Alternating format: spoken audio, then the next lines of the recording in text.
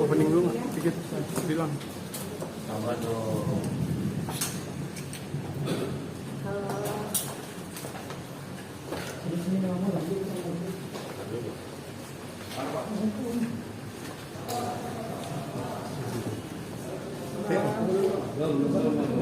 Kanjeng. Mbak, dari Mbak. Mau dulu sedikit, Mbak. Mbak. Sebentar, Mbak. Di dalam. Dari syuting tuh. Resmi, Pak. Lantai 2 ya? Iya, Pak. Ini pindah mana? Itu itu.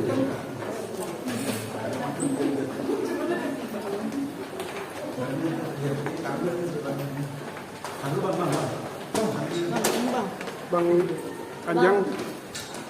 Kita di depan. Nah, stok dah tuh. Dah, oke. Udah.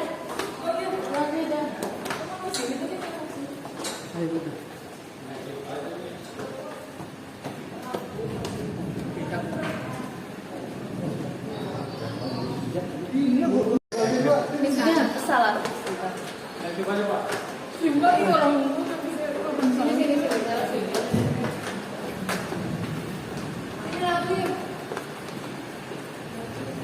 Ikutin.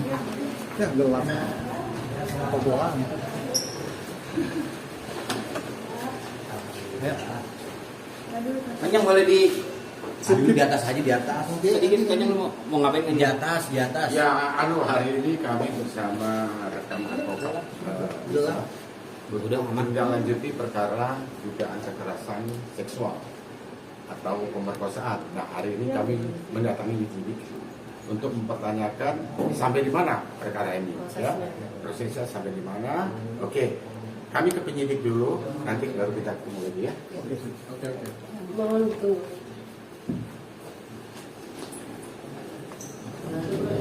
Ini nggak di atas, Bang. Di atas kan ada ruangan. Di atas ada.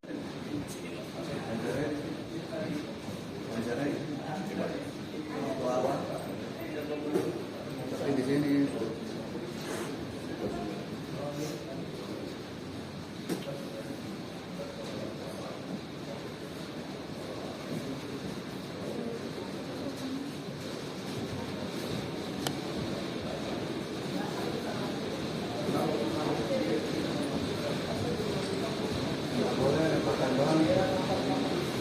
Cek sana.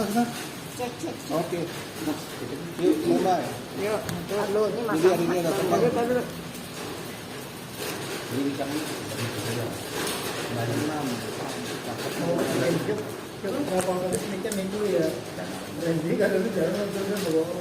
Abangku maju dikit boleh, abangku. Maju dikit boleh. Kanjeng maju dikit. Ya, oke. Oke Bang, hari ini ada laporan apa Bang? Bisa dijelasin Bang? Ya, hari ini kami menindaklanjuti laporan dugaan kekerasan seksual atau pemerkosaan. Alhamdulillah hari ini kami tadi dipertemukan oleh penyidik dan kita langsung ketemu Pak Kanit. Nah, ada pun yang disampaikan oleh Pak Kanit tadi sangat berita yang sangat menggembirakan ya untuk kita ya. Artinya mudah-mudahan di dalam ini akan ada gelar perkara. Nah, terhadap klien kami Mbak Vina ini. Memang ini perkara kita laporkan di bulan Januari di tahun 2024. Nah, tentu kami berharap selaku pengacara klien kami untuk Pak Kanit sendiri bisa untuk menepati apa yang dia sampaikan tadi terhadap kami dan Mbak Nisa. Nah, tentu dengan hadirnya kami di Polres Tangerang Selatan ini adalah hal yang tadi kami sampaikan juga kepada Pak Kanit. Tolong klien kami ini diprioritaskan karena ini adalah masalah tindakan kekerasan seksual. Ini adalah perkara kami anggap adalah perkara sensitif. Nah, tentu tadi Pak Kanit menyambut dengan baik apa yang kami sampaikan tadi. Nah, adapun untuk tindak lanjut seterusnya, tadi Mbak Nisa disampaikan juga ke Mbak Nisa agar Mbak Nisa bisa berkomunikasi dengan Pak Kanit untuk mengetahui sampai di mana perkara ini yang ditangani oleh pihak Polres Tangerang Selatan. Mungkin itu yang kami sampaikan. Jadi ada BAP tambahan mungkin Bang, Mbak Dalisa? Nggak ada sih, jadi hari ini kita kehadiran kemari adalah ini follow up perkara, di mana perkara ini sudah kita lewatin panjang sekali ya, dari Januari, kemudian kita ke Komnas Perempuan, kemudian kita ke LPSK. Alhamdulillah semua ini sudah ada ujungnya, ada akhirnya, dan sudah ada titik terang. Kita senang banget, tinggal gelar perkara saja untuk penetapan tersangkanya. Oke, Bisa nggak? Jadi semua saksi semua sudah diperiksa, ahli semuanya sudah lengkap. termasuk terlapor juga. Sudah terlapor, kata penyidik menyampaikan, dari Pak Kanit juga menyampaikan kooperatif. Jadi sesuai panggilan dia selalu datang. Dikenakan pasal berapa? Ya, ini Undang-Undang Tindakan Kekerasan nomor 12 di tahun 2002 pasal 6 atau KUHP 285. Ya kan, itu ancamannya 4 tahun minimal, maksimal 12 tahun. Jadi ini bukan perkara ecek-ecek ya. Ini bukan perkara main-main ya. Jadi apalagi ini seorang Vina ini, kita melihat dengan kondisi saat ini apa yang dialami oleh klien kami ini, tingkat ketraumaan itu sangat tinggi terhadap beliau. Ya kan, sampai hari ini. Makanya kami mendatangi Polres Tangsel. Kami bersyukur tadi diterima dengan baik oleh Pak Kanit. Nah, memang inilah tugasnya penyidik, melayani setiap ada laporan oleh masyarakat. Nah, dengan demikian kami tinggal menunggu gelar perkara ini untuk ditetapkan terlapor menjadi tersangka. Dan kami juga meminta kalau sudah ditetapkan nanti terbukti memenuhi unsur, kami minta terlapor harus ditangkap. Ini kewajiban penyidik untuk melakukan upaya hukum. Maka dari itu kami minta klien kami, ya, kita melihat dari kemarin saya melihat sosok Vina ini fisikisnya itu terganggu sampai saat ini. Dan ibu juga, tapi yang paling penting adalah rasa malu itu yang tidak bisa disimpan oleh klien kami ini. Coba ini terjadi pada saudara-saudara kita yang lain, apa yang kita rasakan? Tentu perasaan malu tidak hanya fisikis, ya kan, pemikiran, ya kan. Nah, bagaimana nanti masa depannya dia? Itu juga menjadi pertimbangan oleh penyidik dan mudah-mudahan ini tidak terjadi Vina-Vina yang lain.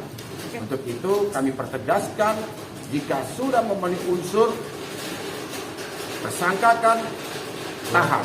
Itu keinginan klien kami. Dari Vina seperti apa mungkin perasaannya? Artinya akhirnya ini ada hukum berjalan dengan kabar baik buat kamu. oke, tanggung. Lewat Pak Selamat. Ya, selamat.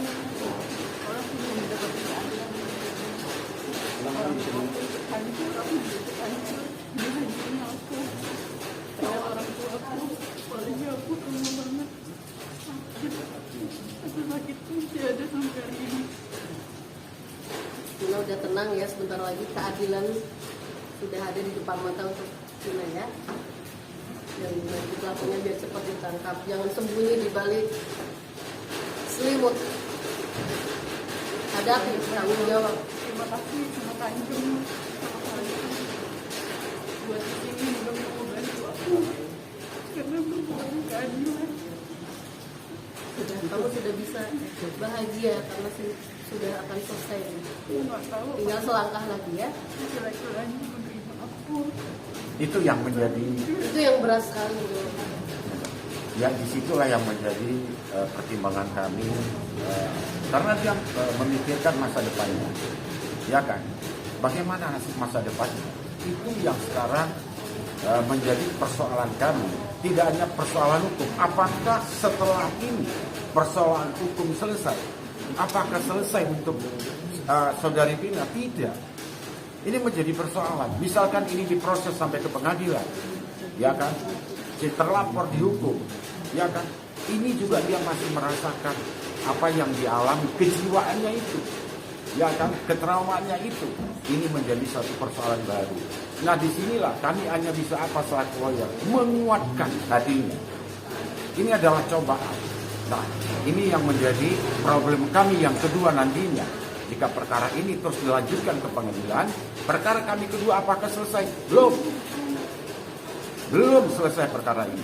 Karena psikis dia ini yang harus kami obati, dan kami juga harus memberi semangat terhadap Vina bahwa ini adalah cobaan dari Allah. Nah, itu jadi persoalan tadi. Saya ulangi lagi. Satu terakhir adalah perasaan malu yang tidak bisa dibendung oleh Vina dan keluarganya. Ini dia. Dan yang paling penting adalah recovery-nya ini tidak bisa cepat. Tidak bisa 1 kali, 2 kali, 3 kali. Bahkan bisa berbulan-bulan, bahkan bisa memakan waktu tahunan. Mbak Lisa, selama ini, selama tahun 2000 ini sampai sekarang 3 tahun, apa yang dilakukan dari pihak Mbak Lisa sendiri? Kita dari awal sebelum ada LP ini, kita sudah bermediasi dengan pihak keluarga. Tapi memang itikat baik dari sana tidak ada sampai dengan hari ini. Jadi makanya kasus ini terus berjalan, sehingga kami sudah berkomitmen untuk menutup pintu damai untuk mereka. Karena kita sudah cukup kasih waktu yang sangat lama. Kejadiannya tahun berapa? Tahun 2023. Kejadiannya itu tahun 2023. Nah, jadi pelaporannya itu di bulan Januari. 2024. Sebenarnya awalnya untuk perdamaian itu terbuka untuk perdamaian, tetapi etikat baik dari pihak terlapor ini tidak ada terhadap klien kami. Akhirnya apa? Kami melakukan upaya hukum melaporkan terlapor tersebut, ya kan? Jadi upaya hukum ini untuk bisa menyeret terlapor ini ke pengadilan. Itulah yang beliau harapkan. Kalau sekarang sudah tidak ada. Sudah mohon maaf. Tertutup untuk jalur damai perdamaian. Sudah ada kepastian nggak kira-kira kapan gelar perkara itu akan dilaksanakan? Ya, tadi kami sangat menghormati tadi Pak Kanit menerima kami dengan baik, dengan santun, welcome, ya kan. Menurut Pak Kanit, jika Pak Kasat ada waktu minggu ini, insya Allah minggu ini akan dilakukan gelar perkara eksternal. Demikian. Kalau Pak Vina sendiri apa yang ingin disampaikan saat ini bertemu dengan tersangka? Saya cuma mau minta ikutnya di penjara itu aja. Katanya saya mau kambing hitamkan cuma kambing marwah. Bener yang ada yang aku kayak gitu. Enggak ada. Kalau emang saya mau kambing hitamkan ke sana, nggak mungkin saya punya bukti sampai hari ini. Saya bawa ke sini, itu pasti saya tanggulangi sekarang. Karena saya udah minta tanggung jawab keadilan saya, ya nggak ada, mungkin nggak ada etikat baik ketika saya diperlakukan tidak baik oleh ibunya Marwah, neneknya Marwah. Diperlakukan tidak baik itu seperti apa sih kalau boleh tahu? Aku sempat ngecek, katanya cucunya itu cucu baik-baik, apakah ada yang tahu saya berdua? Nggak ada yang tahu kan? Tapi tipe mantan kakak ini seperti apa sih sampai kejadian itu terjadi? Apakah nanti dengan paksaan atau Dengan paksaan itu ada ceritanya sampai dia merayu-rayu aku, katanya bakal tanggung jawab, akan menikahi, awalnya menikahi, bilangnya akan menikahi, sekarang bukan. Dikasih angin surga aja. Jadi diiming-imingi dinikahin padahal bohong. Vina katanya sempat datang ke rumah buat ketemu, terus katanya diusir, itu gimana, bisa diceritain nggak? Ibu saya diusir sama kakaknya, gaji datang ini dia dikumpulin Ambon ibu saya, kan karena dia kata ini harap Ambon kayak dikumpulin Ambon, sempat dia angin, tapi gajinya nggak keluar, seperti tidak punya nyali ya. Nah, itu yang disebut laki-laki, dari saya laki-laki baru. selain ancaman omongan mau dibawain Ambon, kamu diancam sih? Aku nggak pernah diancam ya. Orang tua aku datang, orang tua aku ada etikat baik. Karena kita melihat anak yang dijatuh, sama aku nggak mau lapor polisi, maunya dengan etikat baik dua keluarga. Kan nggak ada. Emang dasarnya katanya orang yang hijab, orang yang baik. Saya selalu melihat Sandia Marwah di sisi baik. Korbannya saya hari ini. Itu ancamannya berbukti tulisan atau telepon? Enggak, ancamannya lewat langsung. Pada saat datang ke rumah, Minta tanggung jawab. minta pertanggungjawaban. Katanya ngapain lo nyari-nyari adik gue. Terakhir saya bisa pakai orang tua saya, menjatuhkan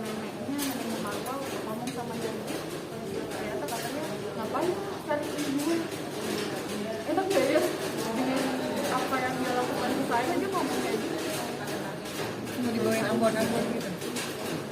Oke. Oke ya. Harapannya sendiri Harapan apa? Harapannya seperti tangkap aja. Saya berharapnya seperti tangkap ya. Udah itu aja. Udah nggak ada etikat baik lagi. Terima kasih teman-teman ya. Ya, ya, ya.